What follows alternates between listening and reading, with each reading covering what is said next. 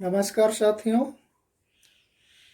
10वीं कक्षा और 9वीं कक्षा दोनों के लिए व्याकरण के संबंध में वाक्य भेद के अंतर्गत हमने पिछले में वीडियो बनाया था रचना के आधार पर वाक्य भेद, क्योंकि वाक्य भेद के दो होते, रचना के आधार पर वाक्य भेद और अर्थ की दृष्टि से वाक्य भेद। तो हमने पिछले में रचना के आधार पर वाक्य भेद के अंतर्गत सरल वाक्य, संयुक्त वाक्य और मिश्र वाक्य के बारे में हम लोग चर्चा कर चुके हैं।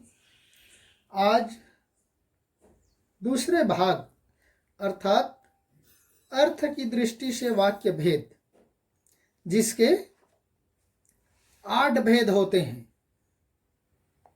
जिसमें है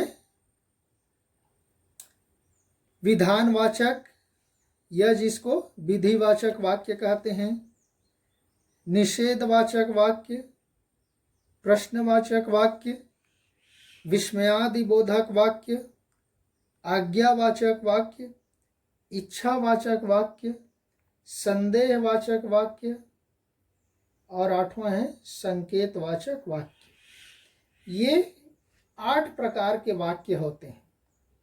तो इसके बारे में हम उदाहरण सहित विस्तार से देखेंगे कि किस तरह से वाक्य होने से वह अर्थ की दृष्टि से कौन सा वाक्य होगा, आपको सरल आसान शब्दों में यहाँ समझाकर बताने का प्रयास किया जाएगा। तो चलते हैं। अर्थ के आधार पर वाक्यों के निम्नलिखित 8 भेद होते हैं, जिनमें है पहला नंबर, यहाँ पर देखिए, विधानवाचक। विधानवाचक या जिसको कहा जाता है विधिवाचक भी कहा जाता है। देखिए, विधानवाचक वाक्य या विधिवाचक वाक्य एक ही है, अलग अलग नहीं है।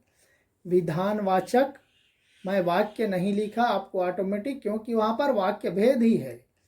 तो विधानवाचक या विधिवाचक वाक्य के अंतर्गत देखिए, जिन वाक्यों में किसी क्रिया के करने या होने की सूचना मिले उन्हें विधानवाचक वाक्य कहते हैं। देखिए, जिन वाक्यों में किसी क्रिया के करने या होने, किसी कार्य के, किसी काम के होने या करने, कार्य कर रहा है या हो रहा है, उसकी सूचना मिलता है, तब उसको कहा जाता है विधानवाचक या विधिवाचक। उदाहरण के तौर पर देखिए, हमने यहाँ पर 6 उदाहरण लिया है। राम पढ़ रहा है, देखो उसके कौन सी क्रिया के करने या होने की सूचना मिल रहा है? पढ़ने की सूचना मिल रहा है। मैं कल दिल्ली गया था, इसकी सूचना मिला, दिल्ली जाने की सूचना मिला। सूर्य पश्चिम दिशा में अस्त होता है, कौन सी क्रिया के होने की सूचना है? पश्चिम दिशा में अस्त होने की। चौथा, वर्षा हो रही है, वर्तमान के संदर्भ में, वहां पर ये काम हो रहा है, वर्षा, पानी गिर रही है। नेक्स्ट, 5वां, जनता ने नेताजी का स्वागत किया। यहाँ जनताओं के द्वारा नेताजी का स्वागत होने की सूचना मिल रही, स्वागत होने का कार्य करने की क्रिया का पता चल रहा है। मैंने दूध पिया, उनको दूध पीने की क्रिया का पता चल रहा है। तो इस तरह से साथियों, किसी कार्य के होने की सूचना मिलता है, वह होता है विधानवाचक या विधिवाचक। दूसरा, निषेधवाचक, नाम से ही पता चल रहा है। निषेध मतलब मना करना, प्रोहिबिटेड। निषेधवाचक, देखिए यहाँ पर, जिन वाक्यों से किसी कार्य के निषेध न होने का बोध हो उन्हें निषेधवाचक वाक्य कहते हैं। जिन कार्यों से किसी कार्य के नहीं होने का बोध होता है, सीधी सी बात है, वह नहीं कर रहा है, वह नहीं खा रहा है, नहीं जा रहा है, ना होना चाहिए वहां, ना, नहीं, मत, 3 होना चाहिए। ये निपात के जैसा है, ही तो भी जैसा, ना, नहीं, मत। तो यहां पर देखिए उदाहरण में आपको आसानी से समझ में आ जाएगा। मैंने खाना नहीं खाया, देखिए निषेध का नहीं। गीता नहीं नाचेगी, गीता के नहीं नाचने का संकेत। चौथा, मैंने दूध नहीं पिया, दूध के नहीं पीने का संकेत। चौथा, मैं आज नहीं पढ़ूंगा, उसके नहीं पढ़ने का संकेत। तुम मत लिखो, देखो ना, नहीं, मत, 3 चीजें आपको ध्यान रखना है निषेध में, और नहीं का प्रयोग होना चाहिए। तुम मत लिखो, मत। तो इस तरह से ये निषेधवाचक वाक्य का है। नेक्स्ट देखते हैं, तीसरे नंबर में कौन सा है। अच्छा, 6वां उदाहरण भी है। आज गणित के अध्यापक ने कक्षा नहीं ली, देखिए गणित के अध्यापक ने क्या नहीं लिया, कक्षा नहीं ली, तो नहीं लेने का संकेत है। चौथा है प्रश्नवाचक, जैसे निषेधवाचक में समझने की जरूरत नहीं है, ना, नहीं, मत आना है, वैसे प्रश्नवाचक की भी पहचान है। क्या है, सब आपको उदाहरण में दिख रहा है। देखिए क्वेश्चन मार्क, सबसे बड़ी बात तो उसका चिन्ह, ये किसमें, विराम चिन्हों का प्रयोग में भी है प्रश्नवाचक चिन्ह।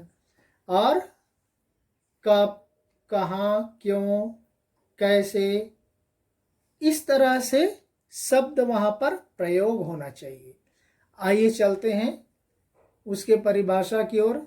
जिन वाक्यों से किसी प्रकार का प्रश्न पूछने का ज्ञान होता है, प्रश्न पूछने, प्रश्न करने, प्रश्न खड़े करने का पता चलता है, उन्हें प्रश्नवाचक वाक्य कहते हैं। उदाहरण के तौर पर देखिए, रमेश कहाँ जाएगा, कहाँ। तुम पढ़ने कब जाओगे, कब। सीता तुम कहाँ से आ रही हो, कहाँ। क्या तुम खेलोगे, क्या आ गया सीधा सीधा। तुम्हारा नाम क्या है। 6वां, तुम क्या पढ़ रहे हो।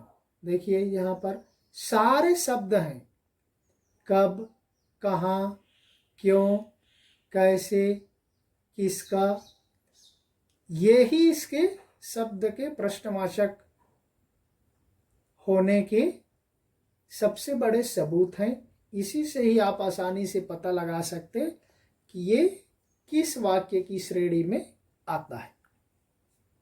नेक्स्ट है इस वीडियो का चौथा और अंतिम, आज्ञावाचक।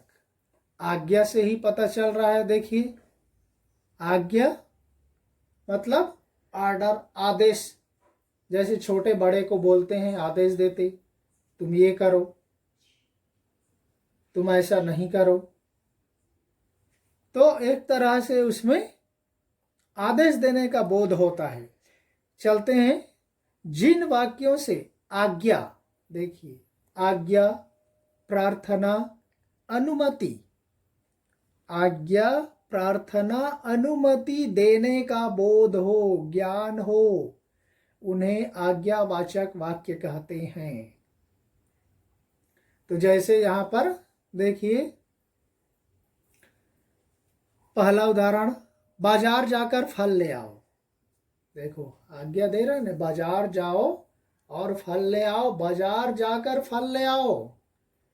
घर का कोई व्यक्ति दूसरे व्यक्ति को बोल रहा है, आप जा सकते हैं, आप जा सकते, अनुमति दे दिया, वहां पर आज्ञा दे रहा है।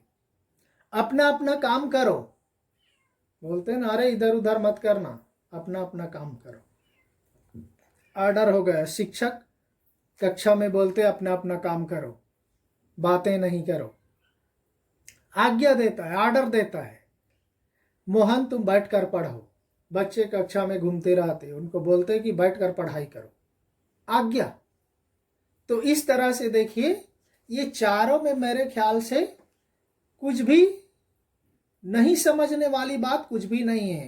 अर्थ की दृष्टि से वाक्य भेद भले ही लगता है, अरे 8 भेद कहाँ हम याद रखेंगे। आप चर्चा डिवाइड कर दो ना, फर्स्ट में आ जाओ विधानवाचक या विधिवाचक वाक्य,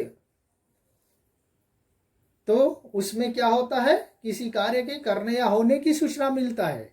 सबसे बड़ी बात सरल, किसी कार्य के करने या होने की सूचना, मतलब वह पढ़ रहा है, वह लिख रहा है, वह खा रहा है, वह जा रहा है, खेल रहा है, सो रहा है, किसी कार्य के होने की सूचना।